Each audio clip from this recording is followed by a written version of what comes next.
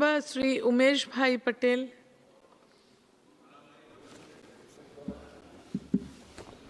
धन्यवाद अध्यक्ष महोदय जी।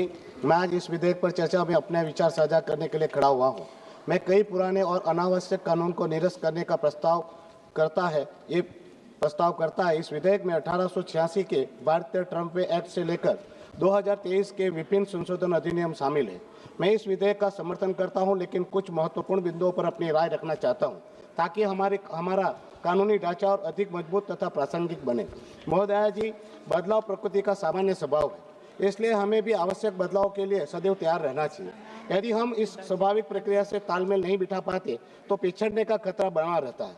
हम जानते हैं कि हमारा संविधान रचयिताओं ने बहुत सोच समझकर हर पहलू पर विस्तृत विचार विमर्श के बाद एक एक कानून बनाया था, जो उस समय की मांग के अनुसार अत्यंत प्रासंगिक और योग्य थे। किंतु दशकों बाद आज के समय की मांग के अनुसार सुधार की आवश्यकता पड़ती है, जो करना अत्यंत जरूरी भी है।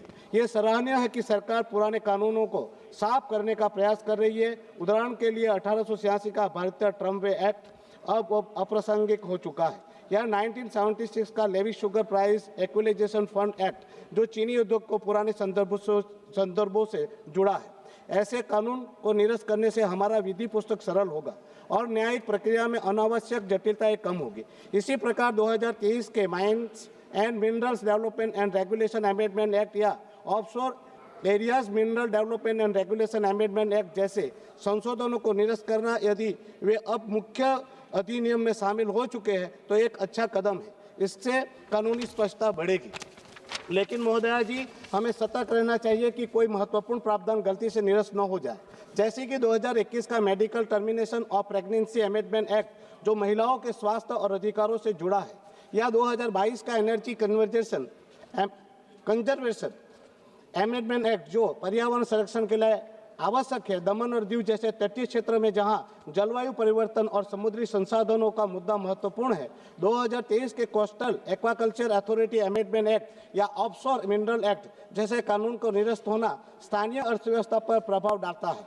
मछुआरों और पर्यटन उद्योग की आजीविका, मैडम 1 मिनट लगेगा मुझे, मैं पूरा ही कर रहा हूँ, आजीविका इससे जुड़ी हुई है। मैं सरकार से अनुरोध करता हूं कि ऐसे निरस्तीकरण से पहले स्थानीय हितधारकों से परामर्श किया जाए, खासकर संघ राज्य क्षेत्रों में। इसके अलावा कई संविधान संशोधन जैसे शेड्यूल कास्ट और शेड्यूल ट्राइब ऑर्डर्स के अमेंडमेंट को निरस्त करना मेरे लिए चिंता का विषय है।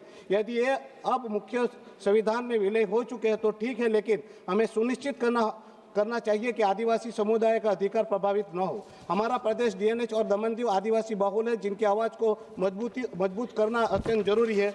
मैं माननीय मंत्री से आग्रह करता हूं कि सरकार द्वारा ये निर्धारित करने के लिए अपनाए गए रिडेंडेंसी टेस्ट का विस्तृत विवरण प्रस्तुत किया जाए। इसके आधार पर प्रथम अनुसूची में उल्लिखित अधिनियमों को अप्रचलित माना जा रहा है। आयोग को यह भी सुनिश्चित करना है कि निरीक्षण का प्रभाव सबऑर्डिनेट लेजिस्लेशन पर प्रतिकूल रूप से न पड़े, ताकि नियमों, सूचनाओं और प्रासंगिक कार्यवाहियों का अनजाने में निरस्तीकरण न हो। चूंकि इन अनेक कानूनों को निरस्त करने का प्रस्ताव है, वे राज्यों से संबंधित है, इसलिए केंद्र सरकार को सबऑर्डिनेट लेजिस्लेशन के संदर्भ में एक विस्तृत और स्पष्टीकरण प्रस्तुत करना आवश्यक है। अंत में महोदय जी, ये विधेयक कानूनी सुधार की दिशा में एक सकारात्मक कदम है। मैं इसका समर्थन करता हूं, लेकिन सुझाव देता हूं कि भविष्य में ऐसे विधेयकों में प्रत्येक निरस्त कानून के प्रभाव का विस्तृत विश्लेषण शामिल किया जाए, जिससे पारदर्शिता बढ़ेगी और जनता का विश्वास मजबूत होगा। धन्यवाद।